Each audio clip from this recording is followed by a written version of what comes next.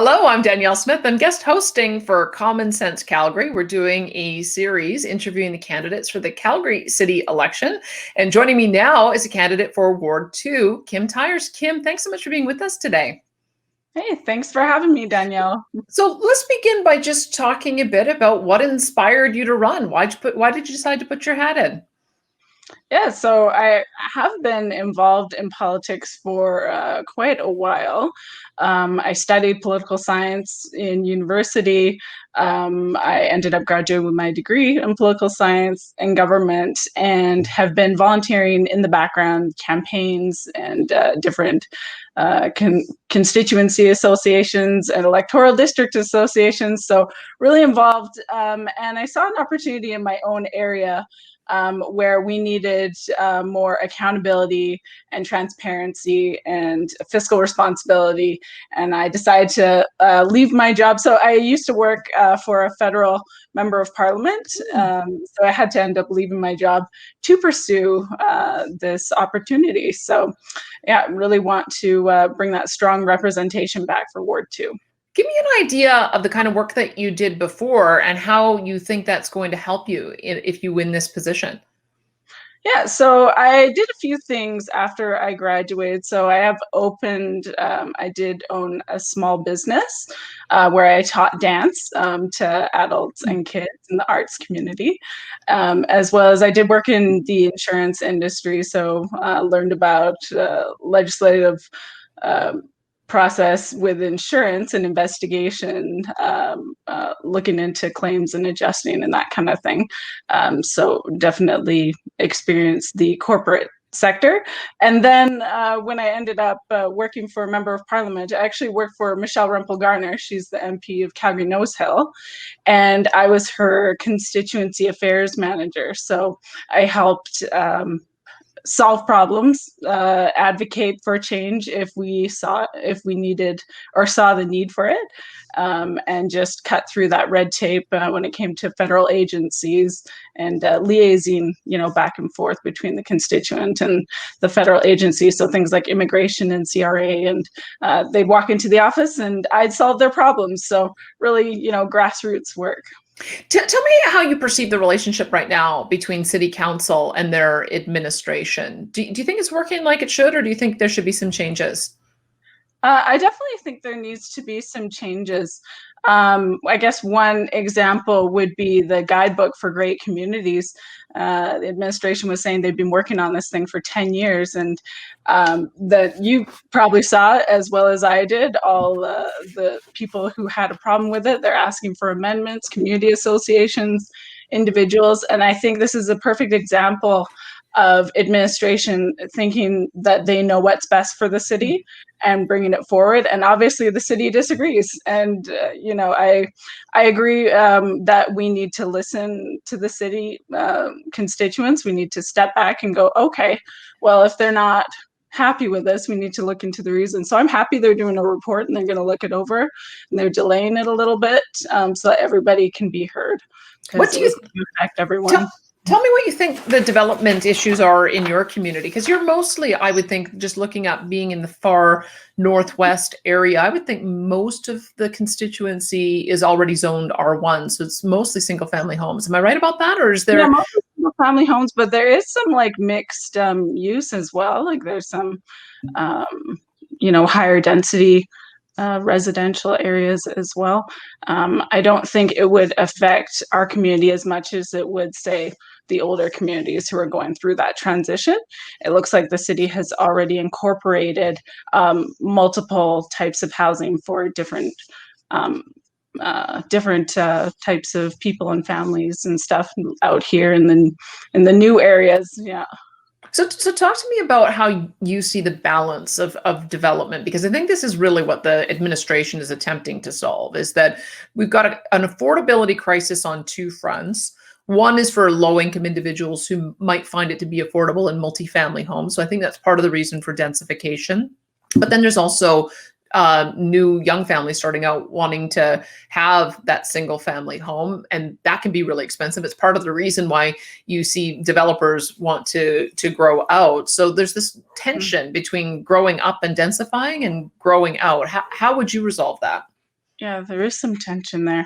What we need to do is take the example of our community. So if they have moved into a certain area, it's because they required a certain type of housing based on, their lifestyle or their family or their work or whatever it is. When we make a decision to live somewhere, it's because of a multitude of reasons, and we can't just stick everyone in the same category saying this is going to work for everyone, because it's clearly not going to work for everyone, as we've heard.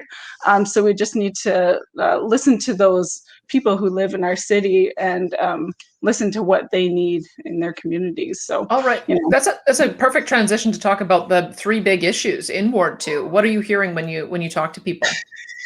Okay. Well, I have been door knocking since I started. So last year, 2020, announced the campaign, started door knocking. We've been door knocking like -20. So we know what the issues are. One of the main ones that we've heard about is snow removal. People just aren't happy with the way that snow is removed in the community, specifically in the neighborhood streets. Some people have large piles of snow that are just blocking the driveways. Some people, yeah, they can't access their homes. Some areas they don't even get plowing because the streets are too small.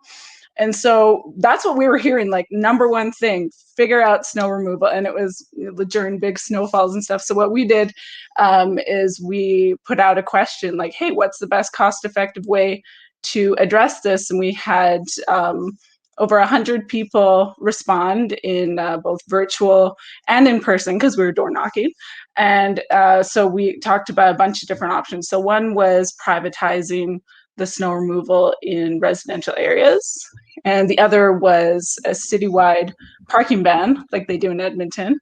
And the third was more storage for the snow, so snow storage.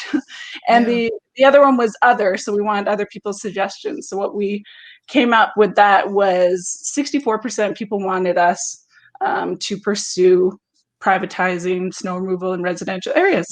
So that's what I plan on doing. I want to push for like a cost benefit analysis about doing that for a city. We think that it would make things more effective. We think that would help local businesses and would be cost effective because we'd be using equipment that's currently in use. So it's kind of like you put the bat signal out and everybody comes and helps, during like a big snowfall. This is how I imagine it. The other option, the citywide parking ban, people are also interested in that. They have done it in Edmonton. We think it would be a really efficient way to address this. We actually haven't seen Edmonton call the parking ban yet, though. They passed in City Hall, but they haven't actually put it into place. So waiting to see how that goes. The other one was volunteers, empowering volunteers, because a lot of people I spoke to said, hey, like, I'd love to help. I have this equipment on my truck, or I've got this business, and like, I'd love to just help out during my spare time. There's a lot of liability issues and legality issues. Something that we could certainly look into to empower volunteers as well. So I'm really, I'm interested in knowing, because it sounds like you got a lot of good ideas from that particular one. Are there any other areas that you think you might be able to look at privatization or employing a mixed partnership between public and private? There could be other places as well, like in the public service. I think the important thing, so one of my things I want to focus on is fiscal responsibility. We need to make sure that people that are with the municipalities are, earning similar to other municipalities. I know that that's been a big issue where people, think that there's like golden pensions and there's double pensions and there's all these kind of accusations, but I think that we need to make sure that it's comparable to other places, make sure that we're not, that's not like the lottery to be a councillor and the mayor. Yeah, and what about public front line? So I see where you're going with the getting the pay and pensions in line on council. Would you carry that thinking over to the to those who are working in administration and on the front lines as in the public service? Yeah, I mean, if I end up getting elected, I'm definitely going to be opening up the books and seeing exactly where we can, make some good fiscally responsible decisions. So at this point, like I can't say no that I wouldn't or yes that I would. That's a situation where I'd actually have to be in there myself and see all the context and see all the numbers.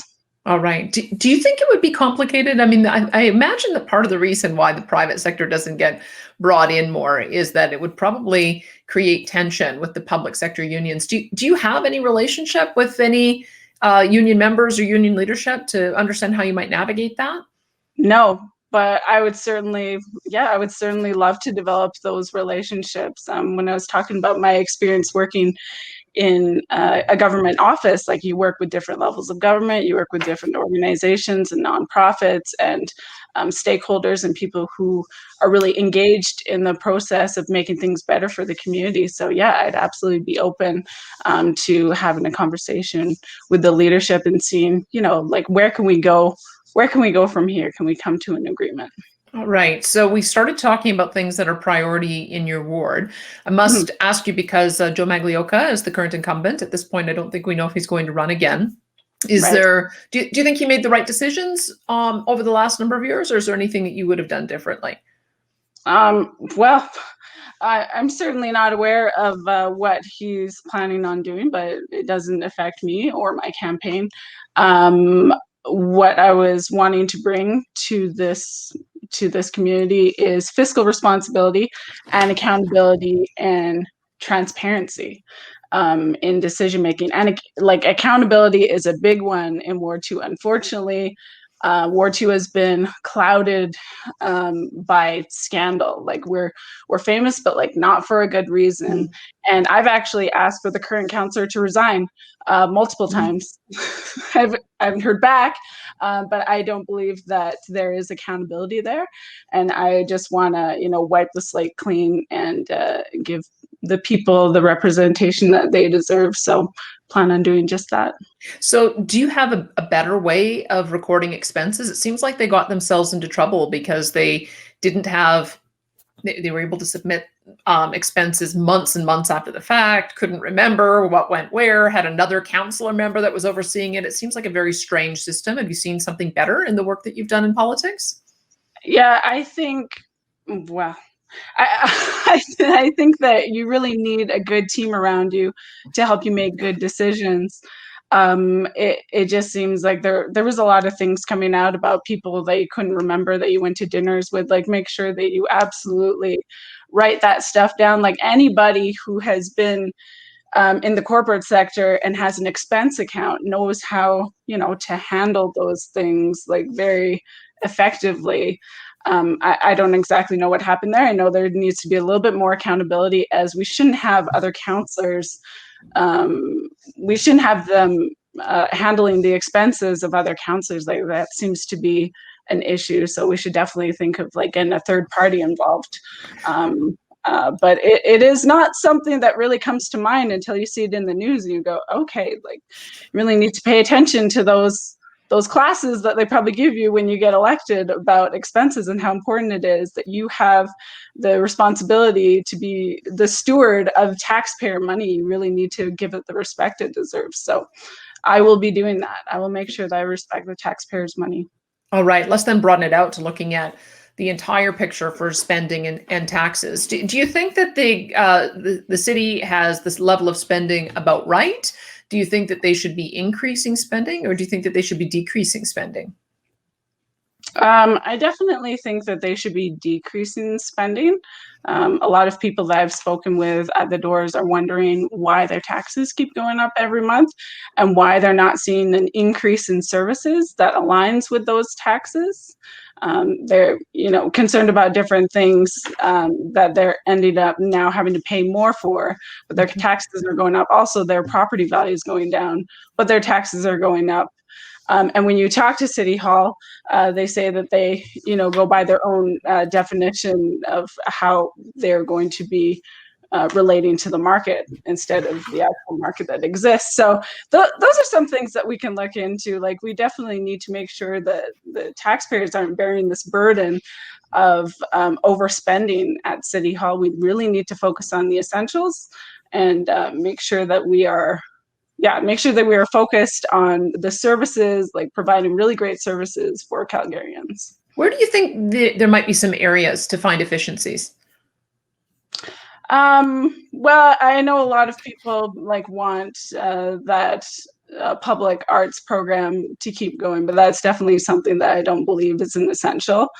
I think that we need to focus on more important things right now. So yeah, I'm not happy that they keep hiring different committees and things like that to bring more public art into Calgary. Like, that's not what people need. That's not what I've been hearing at the doors. When we're hearing at the doors is, one, make sure that our taxes are low, so that people can focus on their families, bring money in and put food on the table. And that's the important thing. It's like a house. Like, you buy a house, but you focus on the essentials. Make sure you've got like your water and your electricity and the decor of the place. That's important as well. It's good for your mental health, and it's good for creative outlets, but it's kind of not a priority. All right.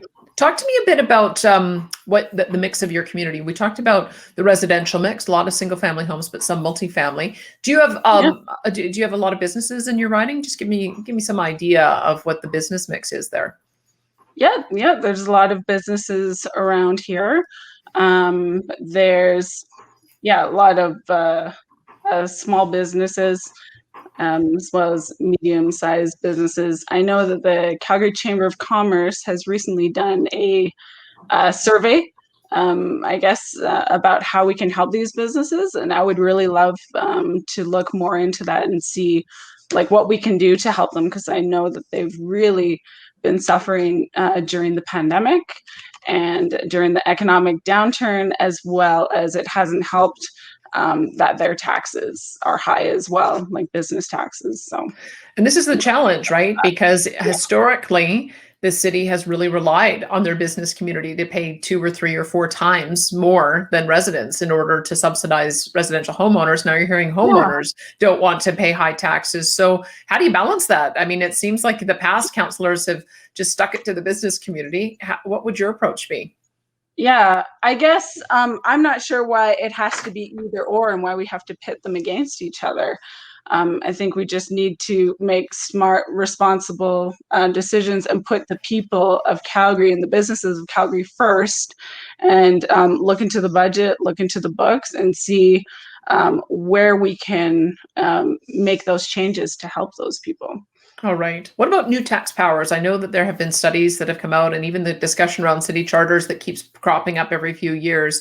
There has been this notion that the property tax itself is not sufficient enough to generate the revenue for the cities, and they might need to look at new taxation powers like they have in other jurisdictions. What's your view on that? Oh, I don't believe in any new taxes. Nope, absolutely not. Why not?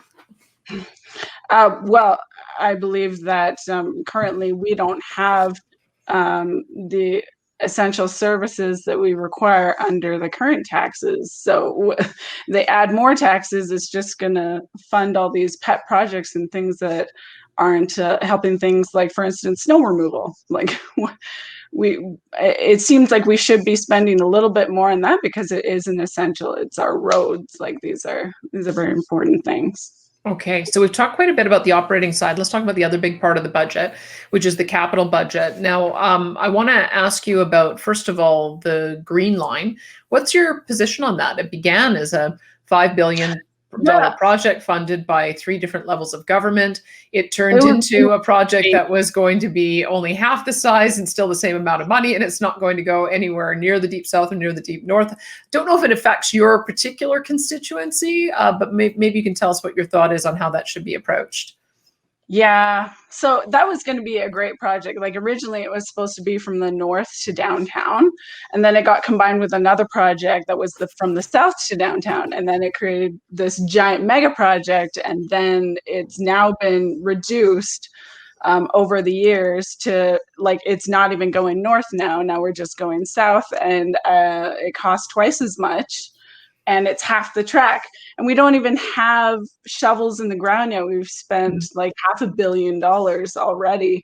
I think mega projects like that need to really be managed effectively. I think in the future, I'm going to be focusing on infrastructure and transportation projects that help Ward 2 residents. We don't really, even if it did make it all the way to 144th, it would be just like a little corner of our riding that could access it. But I think like Ward 2's been in the shadows for so long, we just haven't had someone there fighting for us for the amenities that we need. So that would be my focus Okay. on the Let's talk about some of these other big ticket items, because I think in some ways, the more that is spent on these items, the less it allows for additional spending in some of the wards. And so I'm curious to know what you think about them. So the event center with the Calgary Flames, the BMO Center expansion, the Arts Commons transformation, and the Foothills Fieldhouse. When the city approved these projects, they did so against the advice of the city's own CFO, who said the city could only afford one of them. Do you think that was the right move?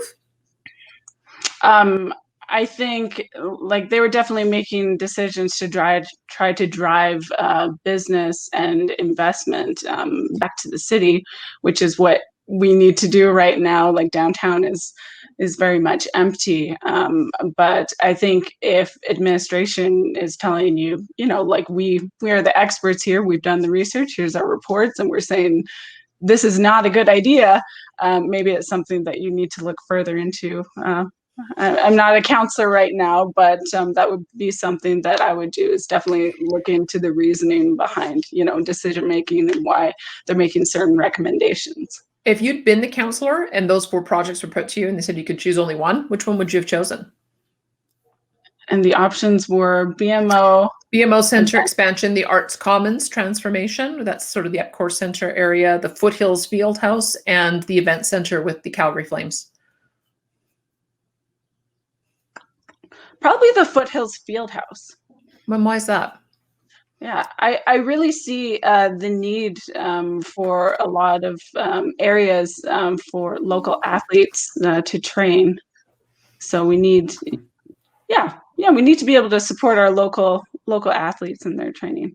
All right. Let's talk more generally about the economy, because you mentioned it. You said that part of what the decision was and the rationale behind these projects was to drive more investment into Calgary. The downtown now has so much vacancy that it could accommodate something in the order of 100 to 140,000 employees. What would be your strategy to get downtown to get its groove back? Yeah. Well, first we need to encourage business to come back. So we need to make sure that those taxes are low and we provide stability so that those businesses are able to come back to Calgary and thrive in Calgary. I know they have been talking about possibly cutting red tape to address changing the real estate downtown into residential.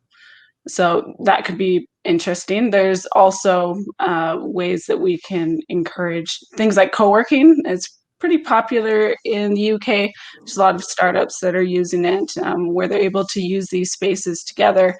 And it seems to be a cost-effective method for them to conduct business. So we could look into that. But it does seem like investment does need to come back to Calgary, and we're hopefully going to encourage that by keeping taxes low, keeping people interested in coming back. It's going to be an interesting problem to solve, though, because we got this pandemic happening and everybody's working from home, like my husband included. And like, so he's like a very social being, and so he wants to go back, but do we know that his company is going to have him come back to a physical location? We don't know what's going to happen.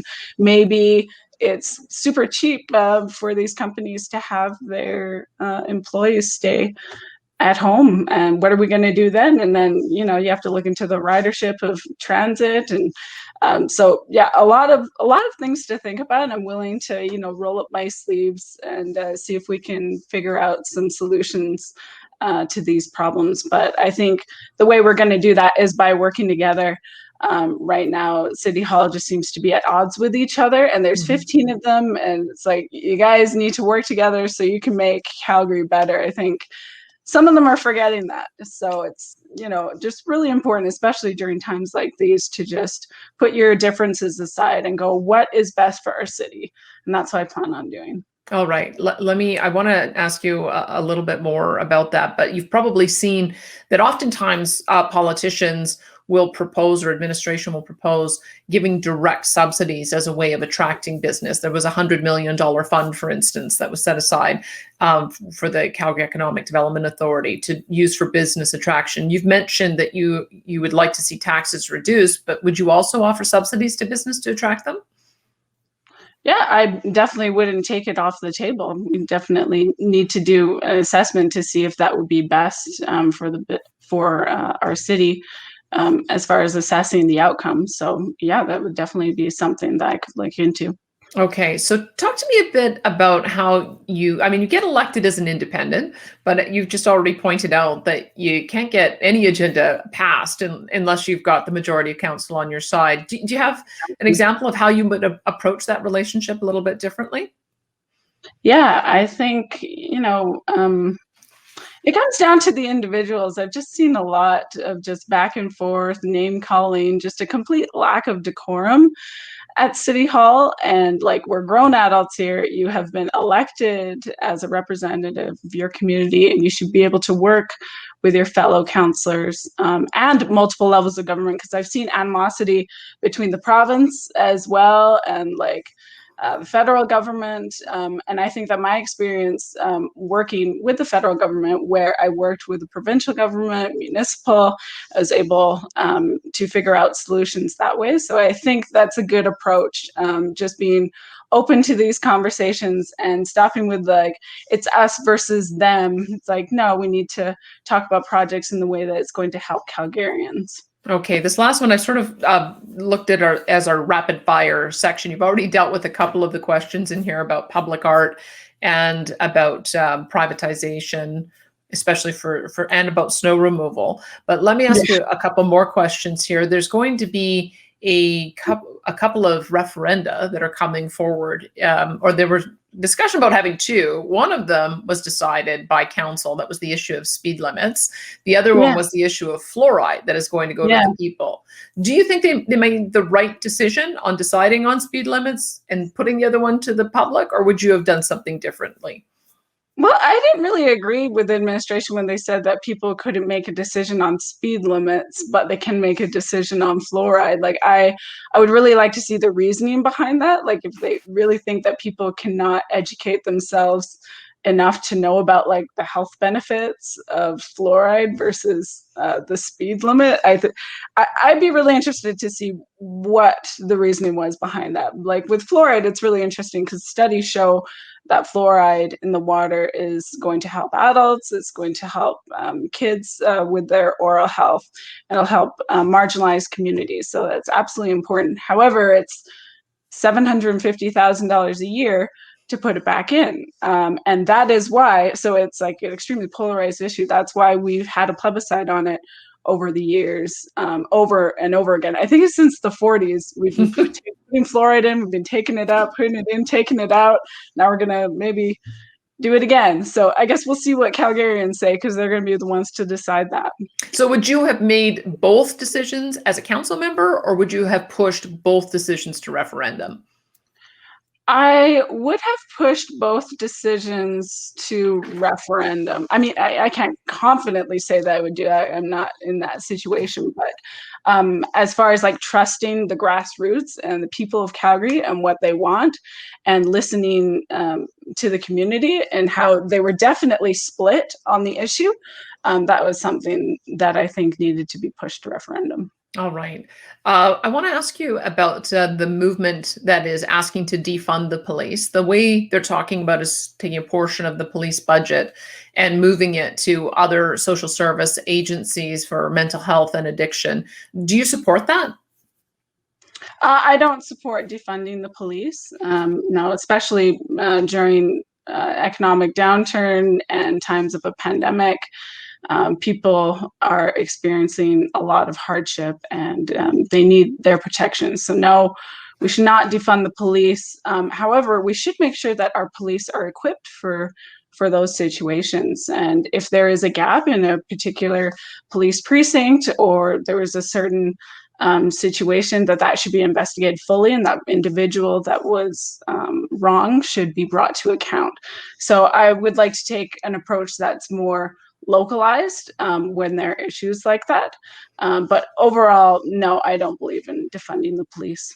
Okay, so the city has been fighting with the province over the issue of EMS dispatch, wanting to maintain that. Do you have a position on that? Do you think the city's correct on that, or do you think it should be centralized? Yeah, I don't know enough about the particulars of No how problem. the EMS dispatch worked, but I know that a lot of people had concerns because it used to be a group of them in one building, and they had this connection with each other. They'd be able to push the call like back and forth, and it was like really quick, but they're worried that the call might get lost on the way to another building.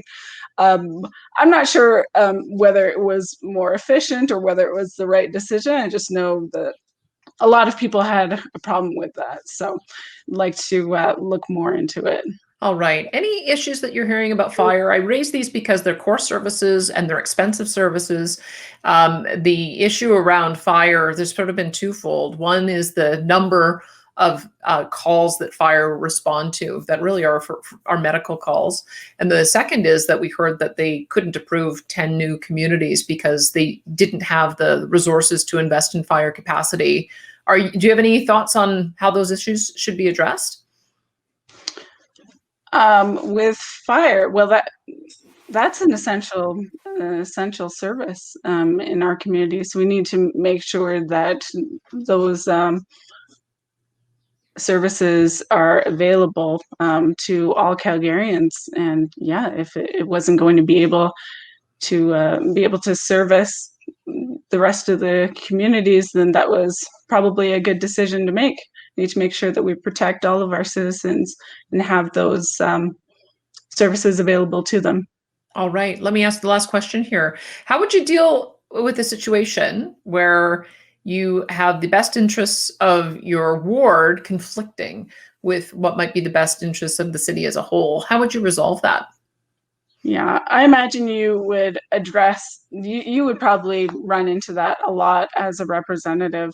So something I've been saying to people is that, yes, I want to hear you. I want to hear your ideas. I want to be the voice for Ward 2. If there is a difficult decision to be made, I'm not just going to hide about it. I'm not going to run away. I'm going to be accountable to my constituents. I'm going to go, look, here is the situation. Here's the decision that we're making. Here's the reasoning behind it.